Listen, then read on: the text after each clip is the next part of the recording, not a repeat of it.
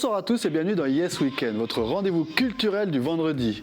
C'est un véritable monument du folk kanak et plus largement de la musique calédonienne que nous recevons ce soir dans notre émission, un artiste qui a bercé bon nombre de Calédoniens depuis les années 70. Rendez-vous compte, il s'agit de Jean-Pierre Swan.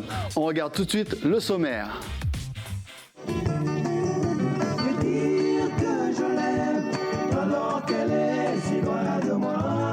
C'est à son retour de France dans les années 60 que le jeune homme originaire de Lifou, Jean-Pierre Pidja, deviendra Jean-Pierre Swan, de son nom d'artiste.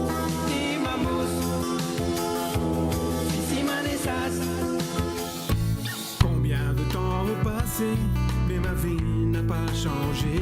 Inspiré par le rock et la chanson française lors de ses études, Jean-Pierre Swan marquera des générations de Calédoniens avec son style qui fusionne la folk music aux ballades des îles. Les hommes de la politique m'ont toujours bien promis.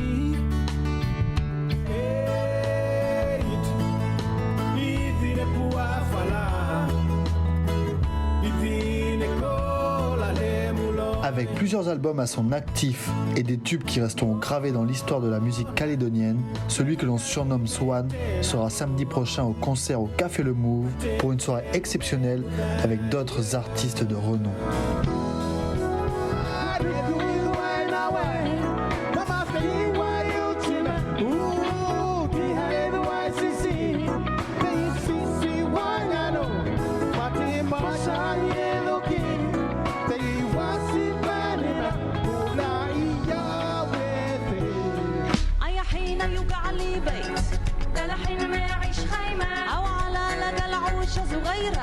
Et dans une seconde partie, le moment de Steph sera consacré à un style de musique pour le moins original. Il s'agit du folk and beat yéménite. Nous découvrirons le groupe israélien Ayewa, qui arrive à fusionner à merveille tradition et modernité.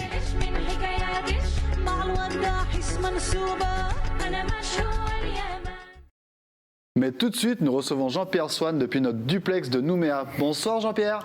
Bonsoir Mathieu. Ça va ? Bonsoir, je peux saluer les téléspectateurs ce soir. C'est un honneur, un privilège de t'avoir avec nous Jean-Pierre ce soir dans cette émission. On va revenir sur ta carrière et notamment on va parler d'une soirée en particulier. Tu es à l'affiche de la fameuse soirée Rétro 70-80 qui aura lieu le 24 juin, dans une semaine, au Move. Qu'est-ce que tu peux nous dire par rapport à cette soirée Jean-Pierre ?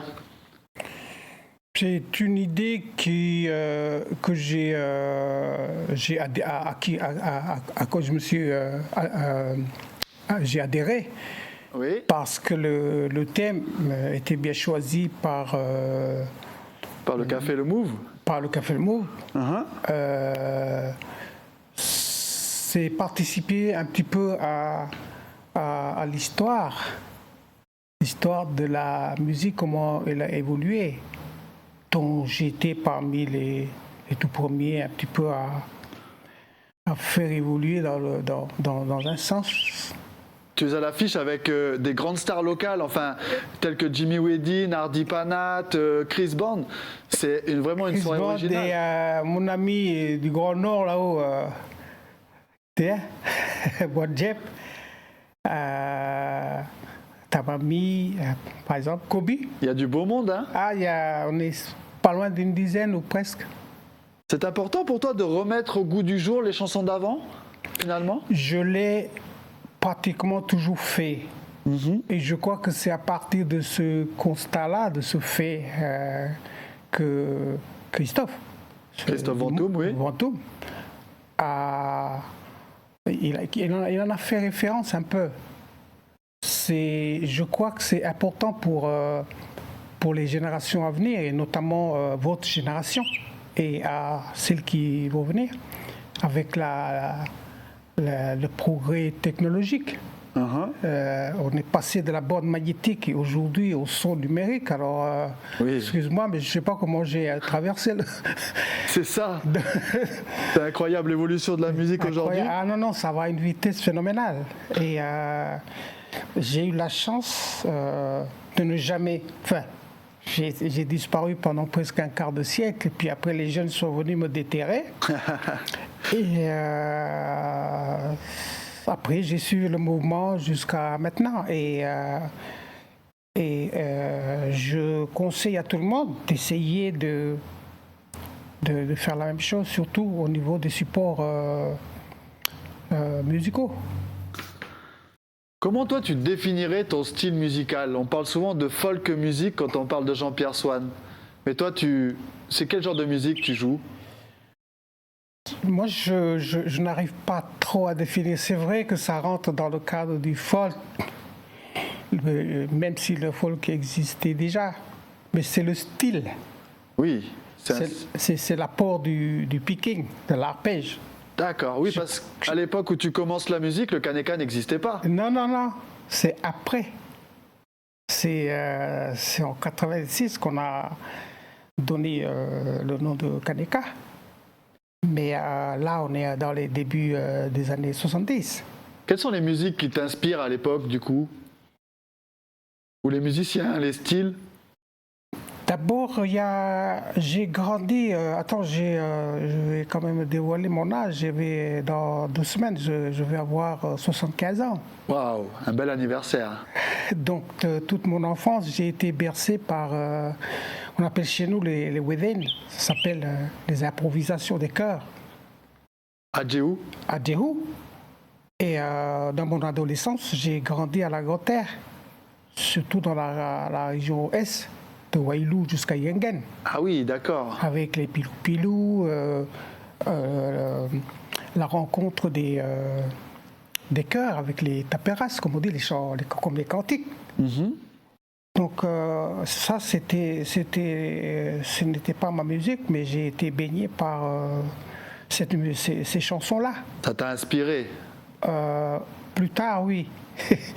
Mais je chantais parce que j'aimais bien chanter. Voilà, c'est tout.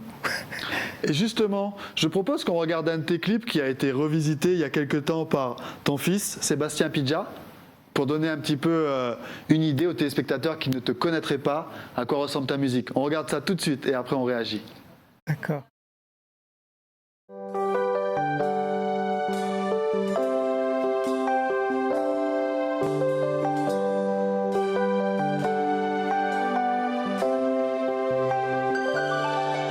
Chaque fois quand je passais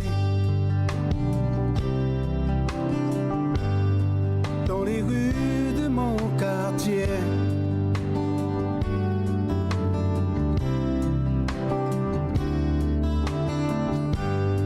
une fille m'a souri. Mon Dieu, qu'elle était jolie. Alors dis-moi bonjour, ne soyez pas timide. Si vous vous appelez Gisèle, moi c'est David.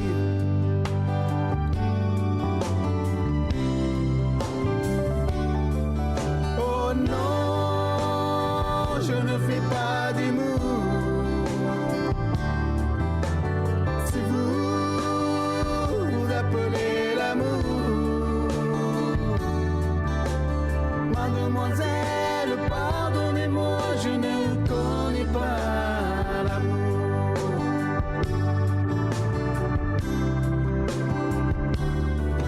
Un beau soir de bien fini, par rêver de cette fille.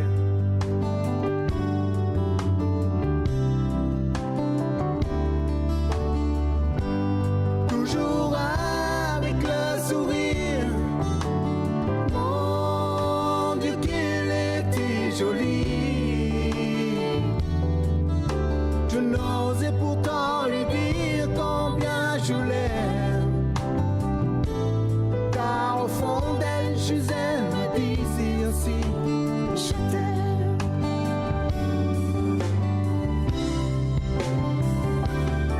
Oh non, je ne fais pas d'humour. Si vous vous appelez l'amour, mademoiselle, pardonnez-moi, je ne connais pas l'amour.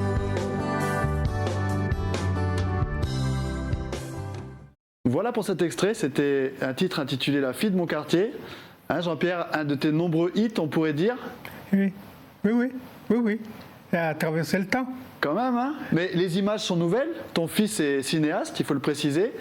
C'est lui Oui. qui a réalisé le clip, hein. C'est lui qui a réalisé, parce que je crois que j'étais un petit peu le cobaye parce qu'il est dans le cinéma. Donc, Oui, on en reparlera justement. ouais, cette chanson-là, elle est dans tous les débuts de des compositions, mais ce sont des souvenirs. Mais ce titre-là, il me semble qu'il va avoir 50 ans l'année prochaine, non? Plus. Plus que ça? Ah ouais. Ça s'est passé, la scène s'est passée pas loin d'ici, de l'autre côté, Où ça? dans la rue Cacopino. Ah, d'accord. Ok, donc c'est une histoire inspirée, enfin un morceau inspiré d'une histoire réelle. Vécu. Attends, on était très jeunes et c'est les premières. Voilà quoi, quand on commence à zioter les jeunes filles, ben voilà, c'est les premiers sentiments. Exactement. C'est un petit peu le thème de tes chansons. Il y a une certaine nostalgie, il y a beaucoup d'émotions aussi. Ça, c'est typique des Loyalsiens. Ah, ok. Ah ben oui, vous n'avez qu'à écouter les chansons en marais ou en lifou par rapport à l'isolement. D'accord. Dans le temps où j'étais jeune, dans les années 50, eh ben, c'est très dur, par exemple, de venir à Nouméa.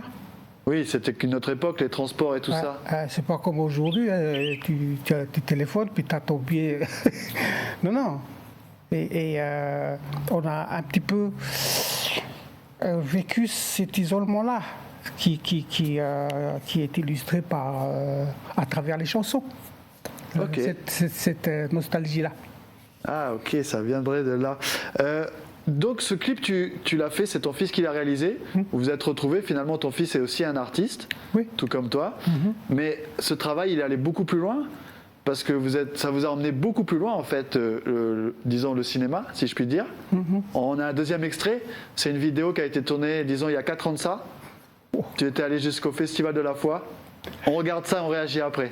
D'accord. Surprise.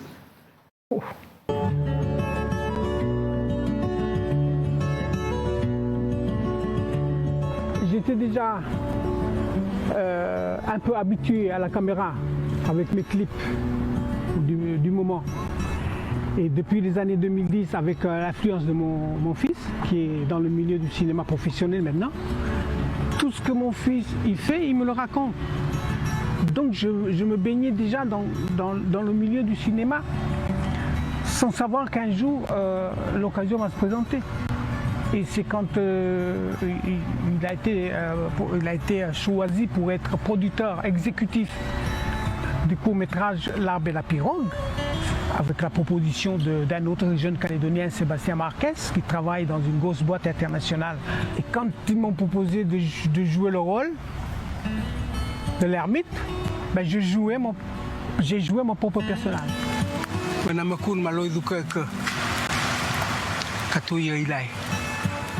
Donc ça n'a pas été un souci quand on m'a demandé d'écrire, de traduire le scénario de L'Arbre et la Pirogue en lifou.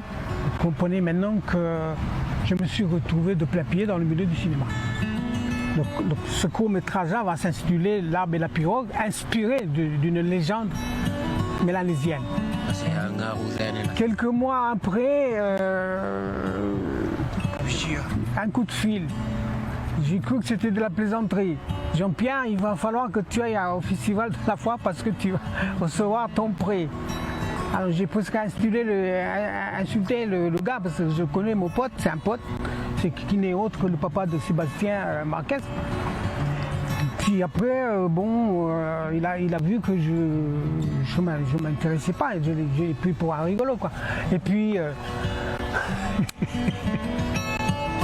la grande surprise pour moi, c'était d'avoir gagné le prix de meilleur interprète masculin. C'est seulement sur place, à la fois, que j'ai réalisé que c'est vrai qu'il y a un prix. Tu sais, passer d'une planète à une autre, tu n'as rien à dire, tu es encore... Qu'est-ce que tu veux? Franchement, j'avais rien à dire, je suis encore un peu perdu. Je n'en reviens pas, c'est tout. Voilà le mot. J'en reviens toujours pas. Il faut se lancer dans la vie. Il y a juste une chose qui est très simple. Tu as envie de faire quelque chose, tu veux faire ça, vas-y. Et c'est le temps et le chemin qui t'amènera eux-mêmes, les arbres, pour t'aider à continuer et aller jusqu'au bout.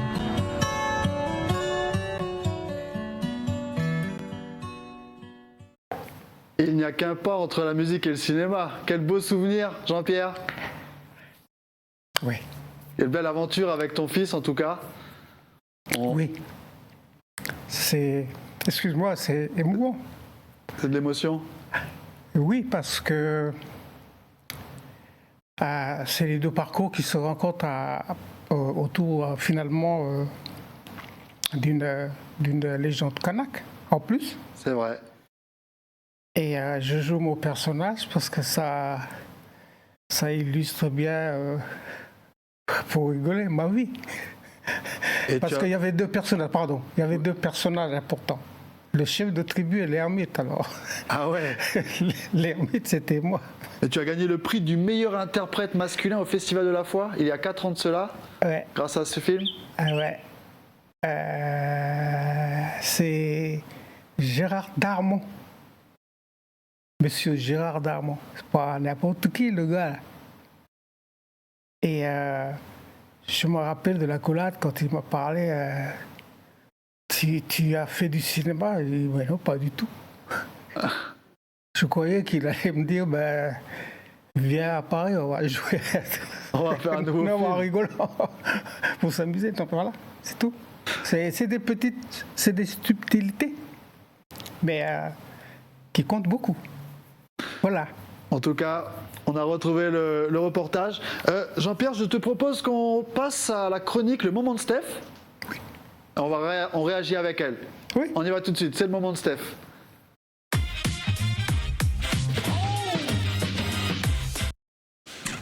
Bonsoir Stéphanie. Bonsoir Mathieu, bonsoir Jean-Pierre. Bonsoir. Et bonsoir à vous à la maison. Alors ce soir j'ai décidé de vous faire découvrir le groupe israélien Ewa.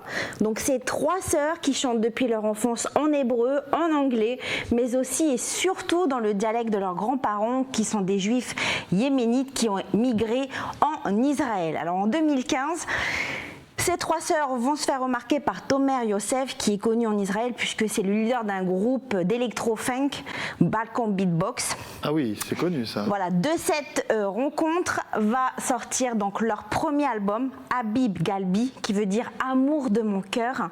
Donc je vous propose que l'on écoute donc la chanson du même nom, qui s'appelle d'ailleurs. C'est parti, on va écouter un peu.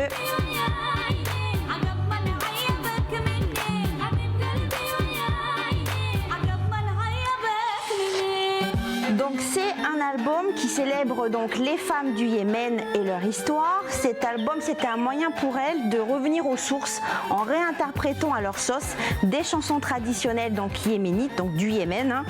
Donc tu en as parlé en début d'émission Mathieu, finalement le folk and beat, c'est ça, c'est du folk yéménite auquel elles ajoutent de l'électro et voilà, et ça donne donc du folk. Exactement. Il y a un côté électro. Voilà. En 2019, elles sortent leur deuxième album. Donc Betty Firassi, qui veut dire ma maison est dans ma tête. Donc on va écouter un peu ce que ça donne. Elles sont toujours avec des vêtements traditionnels. Hein. Ah ouais, la classe.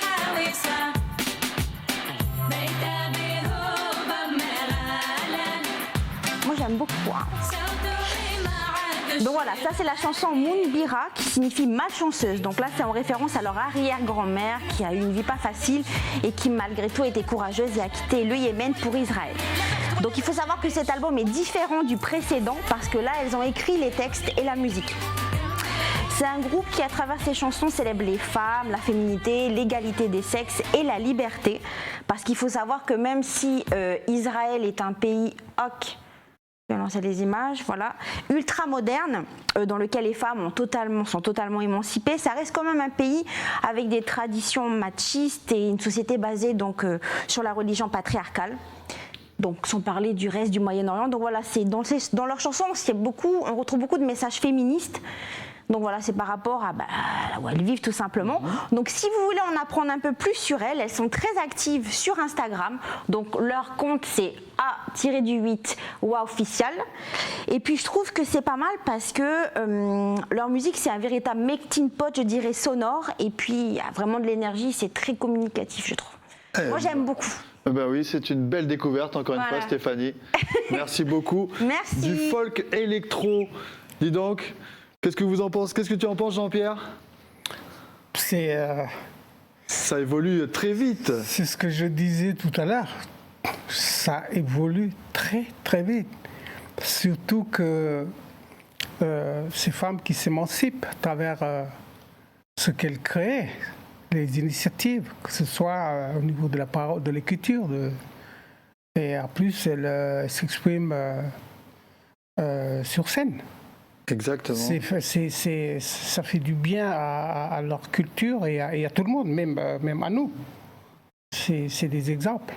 Jean-Pierre, toi qui as connu les vinyles, ensuite les cassettes, ensuite les CD et maintenant Internet, qu'est-ce que tu penses de l'évolution justement de l'industrie musicale? Il y a du bon et du pas bon, hein, il faut le dire. Par exemple, il faut savoir s'y adapter. Oui, effectivement. Et puis ne pas se précipiter. Prendre le temps de consommer, par exemple. Oui. Mais en gardant toujours cette distance, un peu de recul, pour pouvoir maîtriser. Sinon, on va se faire avaler par un rouleau compresseur et ça va, à mon avis, avoir une conséquence sur la création. Par contre, ce qu'il y a d'extraordinaire, c'est, par exemple, vous venez de nous faire découvrir un clip qui retrace le folk égyptien. Et c'est la culture à travers l'image. C'est ça la technologie. Exactement. Et c'est ça le rôle qu'il faut de la communication et de votre génération aujourd'hui et demain. Donc il faut toujours essayer en même temps de se mettre à la page. C'est ça, se mettre à la page. Merci pour cette analyse Jean-Pierre. On va passer à notre dernière rubrique. Oui. C'est l'agenda culturel et après on se dit au revoir. D'accord. C'est parti pour l'agenda culturel. Merci. Si vous êtes du côté de Nouméa ce week-end, la team de Kaleido Clean vous attend demain dès 8h au quartier Valboisé à Païta pour une nouvelle action de reboisement. 500 plantes de forêt sèche endémiques viendront grâce à vous enrichir l'espace vert du parc situé rue François Anéoui. Une belle manière de joindre l'utile à l'agréable. Enfin, si vous aimez la pétanque, sport mix et intergénérationnel par excellence, vous serez ravis d'apprendre que l'AS Point Bout de Pétanque Loisirs organise dès demain un tournoi. Ça se passe dès 8h30 au complexe sportif de la commune. L'inscription est à 2000 francs par joueur. À la clé, divers lots surprises vous attendent. À noter qu'une partie des fonds récoltés sera reversée aux classes de CM2 de l'école Immaculée de Coné. Un beau moment de partage en perspective. Enfin, je vous souhaite, messieurs, une joyeuse fête des pères. C'est bientôt l'heure de se dire au revoir. Jean-Pierre, j'ai une dernière question pour toi. Oui. Qu'est-ce que tu retiendras de cette riche et longue carrière musicale que tu as pu partager avec les Calédoniens? Là, tu me poses une colle, là, un coup de poing, tu sais, c'est quelque chose de... même ce matin, les Calédoniens, c'est le peuple qui m'a façonné. S'il n'y a pas eu le peuple, je ne serais pas Jean-Pierre Swan. Et j'ai envie de leur dire, j'aimerais bien vous le rendre ce que vous m'avez donné. Et je suis content que heureux d'être là avec vous et de vous dire que vous êtes toujours, tant que vous existerez, ben moi aussi, avec la musique, j'existerai pour vous, pour nous. Merci. Olé Jean-Pierre Swan. Et on n'oublie pas que le prochain concert où on pourra te retrouver avec tant d'autres artistes de ta génération notamment, c'est le 24 juin au Café Le Move, samedi prochain. À ne pas louper, chers téléspectateurs, car ça va être une soirée rétro de folie. Jean-Pierre Swan, merci beaucoup d'avoir participé à cette émission sur Caïdonia. Vraiment, c'était un honneur de te recevoir. Merci et bon courage pour la suite. Et bon courage et bon concert surtout pour le 24, accompagné de tant d'autres amis. Ouais, si je ne suis pas malade d'ici là. Oh ben non, on n'espère pas. Hein. Merci Jean-Pierre Swan. Merci à tous, à toi et à la régie. Olé. Ouais. Au revoir Jean-Pierre Au Swan. revoir. Sania. Et nous, chers téléspectateurs, il est aussi temps de se dire au revoir. On vous remercie de nous suivre sur Caïdonia. Nous, on se donne rendez-vous la semaine prochaine, même heure, même chaîne. Prenez soin de vous ce week-end. Faites attention sur les routes. Et au revoir, à la semaine prochaine.